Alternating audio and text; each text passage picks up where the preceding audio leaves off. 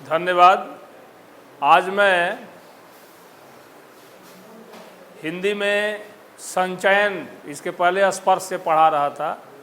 दूसरा एक किताब है संचयन, जिसका पहला पाठ गिल्लू, महादेवी वर्मा छायावाद की एक बहुत ही प्रसिद्ध, ये कवित्री भी है और लेखिका भी है, दोनों हैं। ये कवित्री भी हैं और लेखिका दोनों हैं। तो इनके विषय में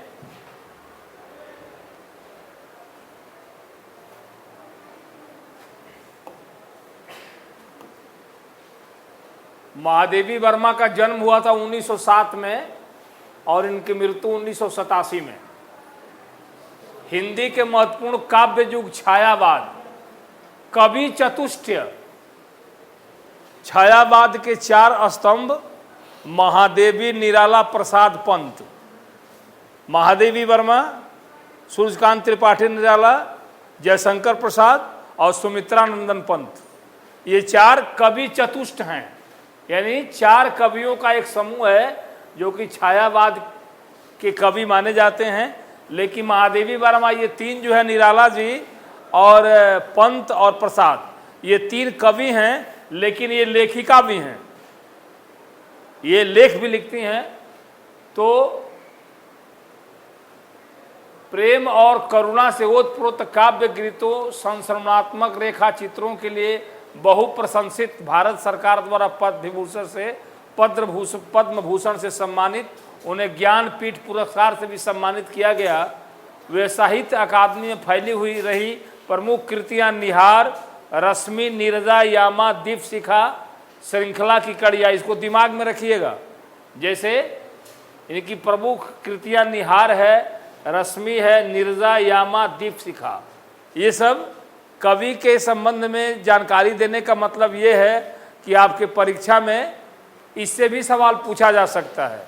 जैसे महादेवी वर्मा किस वाद की कवि हैं, तो इसका उत्तर होगा छायावाद।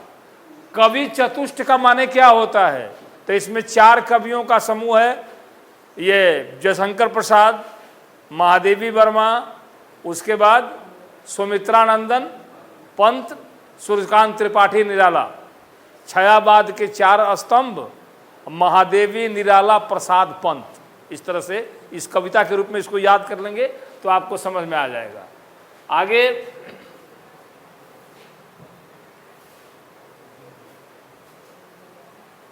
ये गिल्लू शब्द है, एक छोटे से गिलहरी के बच्चे की कहानी, बच्चे से शुरू होता है। एक बार महादेवी वर्मा जो थी, ये कॉलेज में प्रोफेसर थी, पढ़ाती थी। कॉलेज से आकर के बरामदे में टहल रही थी तो देखती है कि एक गमले के, जूही का गमला था, जूही के एक पीले रंग का फूल होता है जिसका हरी हरी चारों तरफ से पत्तियां होती है और उसके बड़ा सा इतना बड़ा फूल होता है सुनहरे रंग का। तो उसी जूही के गमले के बगल में 2 कौवे इधर से उधर कूद रहे हैं। कौवा को देखी इधर से उधर कूदते हुए। उसके बाद कौवे कूद रहे हैं, जैसा कि आपके पाठ में है, सोन जूही एक फूल का नाम है। एक पीली कली लगी है जिसे देखकर अनायास माने अचानक, शब्द पर ध्यान देंगे। अनायास का मतलब होता है अचानक। उसे छोटे जीव का स्मरण हो आया जो इस लता की सघन हरितिमा, हरितिका का मतलब होता है हरियाली,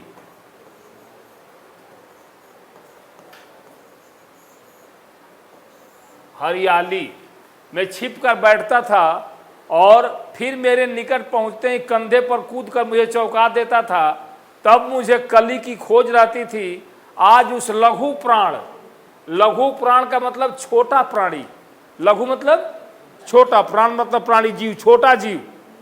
तो ये छोटा जीव कौन है, तो एक बार लेखिका जो थी अपने बरामदे में टहल रही थी, देखी कि जूही के गमले के पास कौवे इधर से उधर कूद रहे हैं। जब नजदीक गई तो देखती है कि एक गिलहरी का छोटा बच्चा, शायद वो घोंसले से नीचे गिर चुका था, निचेष्ट पड़ा हुआ है, गमले के नीचे की दीवार में चिपका हुआ है। उसके बाद कौवे की तरफ ध्यान जाता है महादेवी वर्मा का।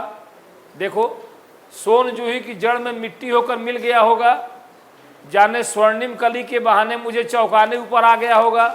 यानी कहने का मतलब है कि ये जीव जंतुओं को पालती थी। हमारा परिवार नामक इनका एक संग्रह है संस्मरण का, उसी में से ये संकलित है। क्या? गिल्लू। कहीं आप गौरा पढ़े होंगे, गौरा गाय का नाम है, वो भी एक कहानी है इनका। गौरा संस्मरण, संस्मरण का मतलब कि हम अपने जिंदगी में जिस घटना को अपने स्मरण में लेते हैं उसको हम किताब में कॉपी में लिख देते हैं, इसको संस्मरण कहते हैं, यादगारी। तो ये गिल्लू जो था, गिलहरी का नाम है। तो अचानक एक दिन सवेरे सवेरे देखती है कमरे में, बरामदे में, कि गमले के नीचे एक छोटा जीव नीचे पड़ा हुआ है, कौवे इधर से उधर कर रहे हैं।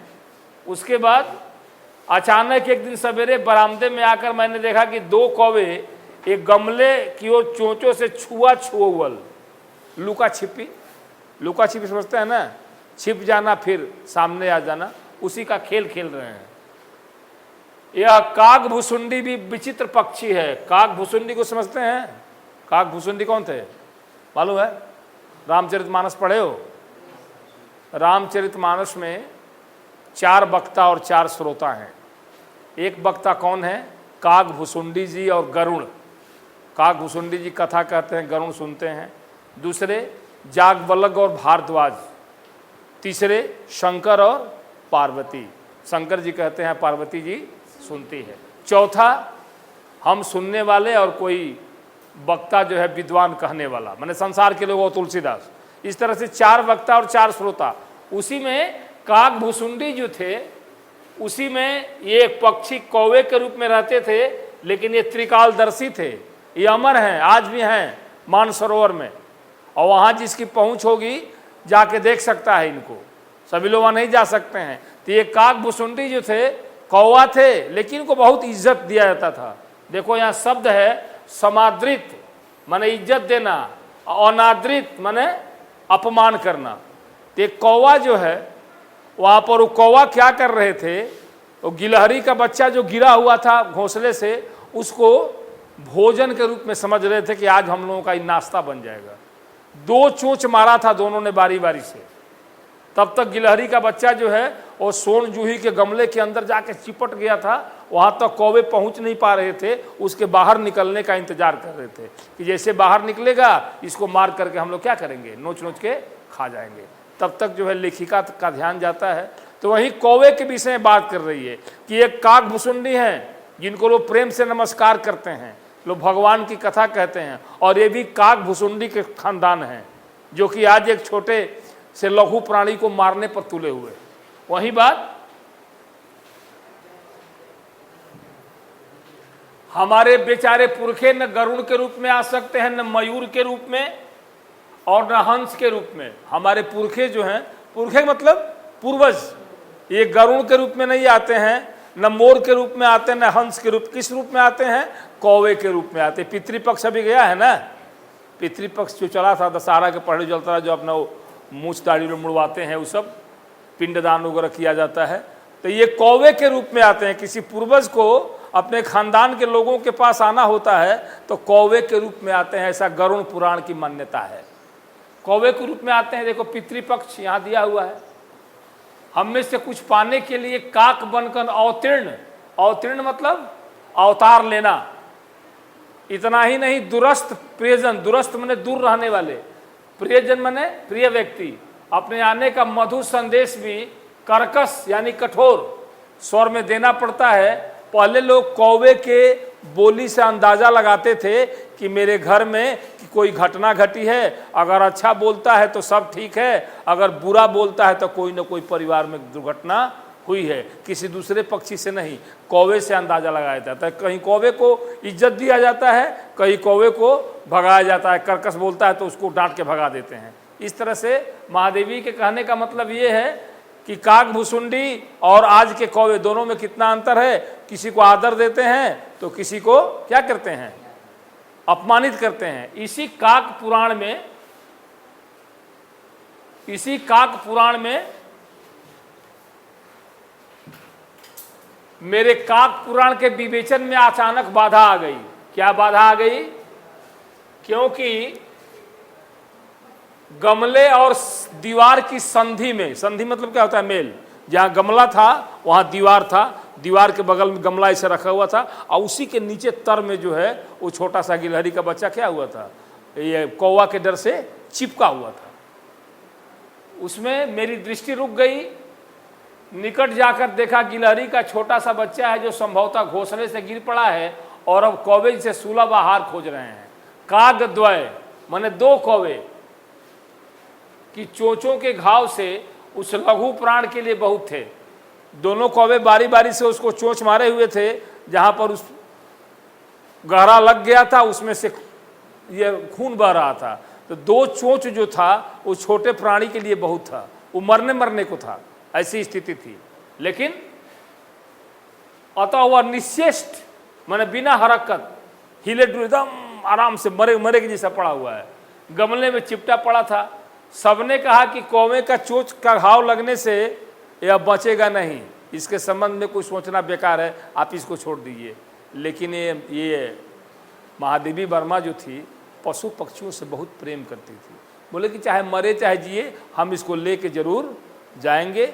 उसको वहाँ से उठाती है और लेकर के अब आती है और रुई से उसके घाव को क्या करती है, पोंछती है, उसका पेंसिलिन का मलहम लगाती है और रुई का बत्ती बना करके उसके मुंह में दूध देना चाहती है, लेकिन मुंह खोलता नहीं है। दोनों तरफ से दूध जो है बाहर निकल जाता है। फिर बहुत देर तीमारदारी करने के बाद, उसका सेवा करने के बाद वो हल्का सा मुंह खोलता है तो एक आध बूंद पानी टपकाया जाता है उसके मुंह में। इस तरह से महादेवी भी ये आस छोड़ चुकी थी कि हो सकता है कि मर जाए, लेकिन भगवान की इच्छा, उसके बाद धीरे धीरे वह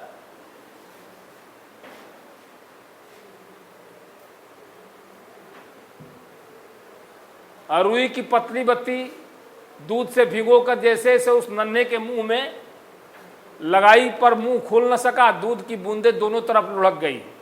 कई घंटे के उपचार में समझते हो, इलाज के उपरांत उसके मुंह में एक बूंद पानी टपकाया जा सका। तीसरे दिन वो इतना अच्छा और आश्वस्त मतलब शांत, इतना आश्वस्त और शांत हो गया कि मेरी उंगली अपने दोनों नन्हे पंजों से पकड़कर नीले कांच के मोतियों जैसी आंखें से इधर उधर देखने लगा। लेकिन कुछ समय के बाद वो छोटा सा बच्चा जो मरने को था, ईश्वर की कृपा से बच गया। महादेवी को धन्यवाद दिया जाएगा कि वो पशु पक्षी से कितना प्रेम करती थी कि मरने कौन पूछता है। आजकल हम देखते हैं रोड पर कितने बच्चे मरने से तड़प रहे हैं। कोई किसी को कुत्ता घसीट रहा है, किसी को चोट से मार करके ये कौवे घायल कर रहे हैं, कौन पूछता है? कोई ले जाता है अपने घर? नहीं ले जाता है। लेकिन ये पशु पक्षियों के प्रति प्रेम करने वाली थी, इसलिए ये उसको उठा के लाई, उसका बहुत आव भगत किया। 3-4 मास के बाद स्निग्ध मतलब मुलायम, रोए झब्बेदार पूंछ, चंचल चमकीली आंखें सबको विस्मित करने लगी। विस्मित मतलब आश्चर्यित। उसके बाद और 3-4 महीने के बाद उसके अंदर रोए आ गए, वो बहुत सुंदर लगने लगा। अब अपनी अपनी नन्हे उंगलियों से ये लेखिका के हाथ को पकड़ लेता था। माने बहुत सुंदर, ये नीली कांच की नीली चमकीली मोती जैसी आँखी थी उसकी। देखो आँखों की तुलना कैसे किया गया है, नीले कांच के मोतियों जैसी आँखें। कैसी आँखें थी उस गिलहरी की? नीले कांच के मोतियों जैसी आँखें थी उसकी। उसके बाद हमने उसकी जातिवाचक संज्ञा को व्यक्तिवाचक का रूप दे दिया। जातिवाचक गिलहरी क्या है? जातिवाचक संज्ञा है ना। संसार में जितनी गिलहरियां हैं सब उसमें आ गई, लेकिन यहाँ लेखिका की गिलहरी अलग हुई ना, व्यक्तिवाचक। गाय और राम की गाय, गाय जातिवाचक, राम की गाय। उसी तरह से गिलहरी और लेखिका की गिलहरी हुई ना अलग अलग। तो जातिवाचक से व्यक्तिवाचक के रूप में आ गई। इस तरह गिल्लू कहकर उसको बुलाने लगे। उसका नाम क्या रख दिया? गिल्लू। अब गिल्लू जो है महादेवी के पास, लेखिका के पास ढंग से रहने लगा। उसके रहने के लिए हल्की डालियाँ, डाली जो होती है डलिया कहते हैं ना, इसमें फूल और रखा जाता है, उसी डलिया में रुई का बिछौना बना दिया और अपने खिड़की के कोने में तार से उसको बांध दी और वहीं गिल्लू का घर हो गया। 2 साल तक उसी में रहा। आता था, उसको जब मर्जी होता इधर उधर हरकत करके उसको हिलाता भी था, झूला भी झूलता था, आराम से रहता था। उसके भोजन के रूप में क्या मिलता था आगे हम देखेंगे। ये हल्की डलिया में रुई बिछाकर तार की खिड़की से लटका दिया गया।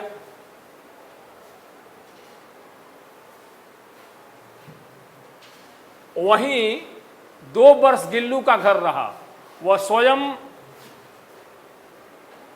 हिलाकर अपने घर में झूलता और अपनी कांच के मनकों सी आंखें, कांच के मनके मतलब वही क्या, मोती के दाने जो होते हैं ना, दाने, कमरे के भीतर खिड़की से बाहर न जाने क्या देखता समझता रहता, परंतु उसकी समझदारी और कार्यकलाप पर आश्चर्य होता था।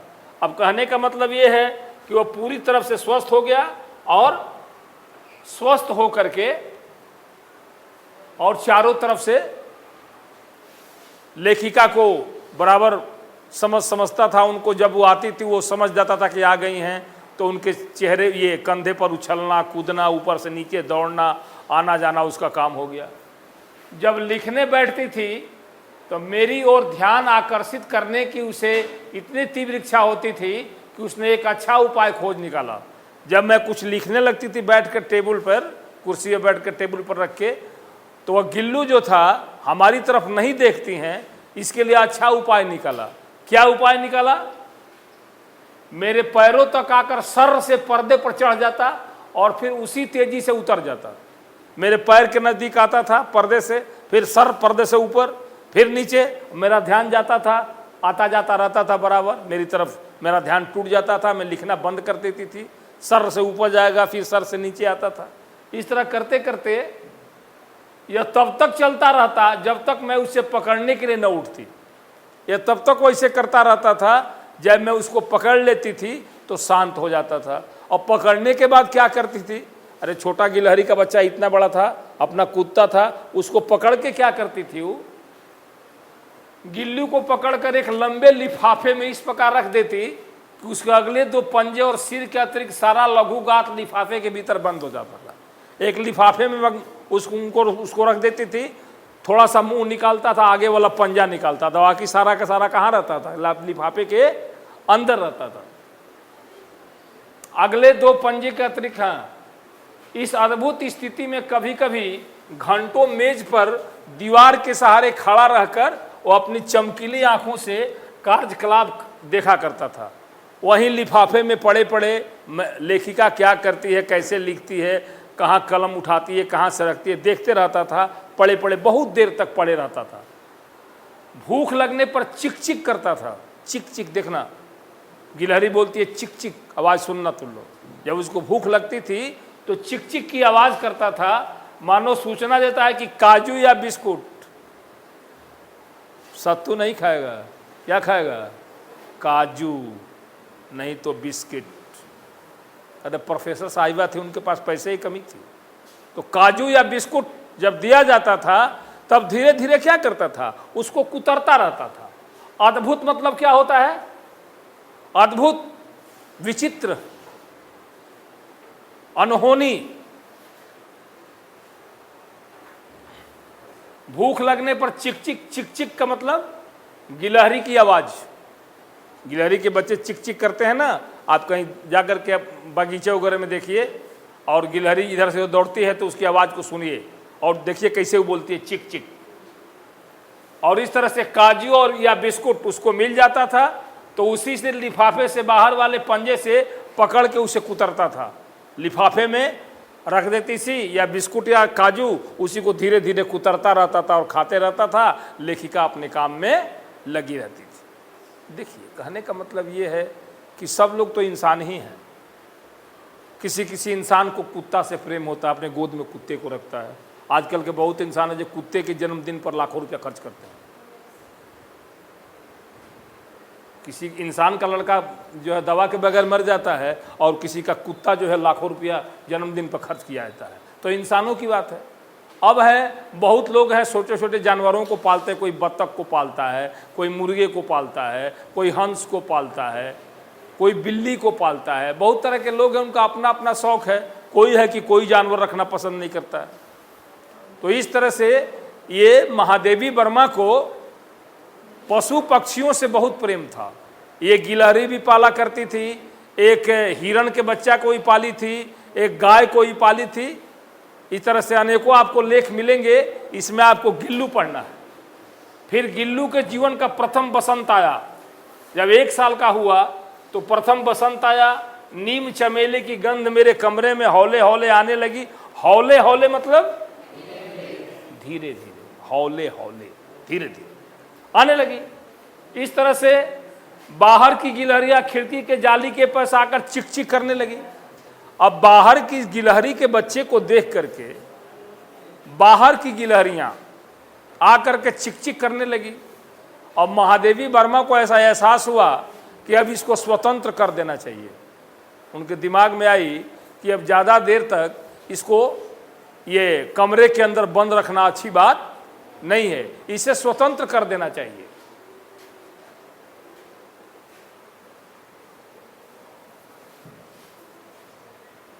गिल्लू